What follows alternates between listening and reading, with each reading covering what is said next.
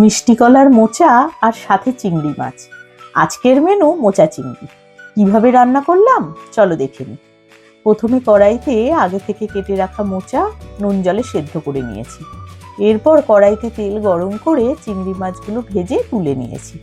এখন ওই কড়াইতেই পরিমাণ মতো তেল দিয়ে 5 ফোড়ন ও শুকনো লঙ্কা ফোড়ন দিলাম। তারপর কেটে রাখা আলু দিলাম। আলু ভাজা হয়ে গেলে এর মধ্যে আগে থেকে সেদ্ধ করে রাখা মোচা দিয়ে এবার দিলাম পরিমাণ মতো নুন। কড়াই ঢাকা দিয়ে মোচা ভেজে নিয়েছি। এবার দাও হলুদ, লঙ্কার গুঁড়ো, একটু চিনি আর জিরে ও আদা বাটা। সবটা ভালোভাবে কষিয়ে নিতে হবে। কষানো হয়ে গেলে এবার দিলাম ভেজে রাখা চিংড়ি মাছগুলো। খানিকক্ষণ ভালোভাবে নাড়াচাড়া করার পর জল দিয়ে কড়াই ঢেকে দিয়েছি।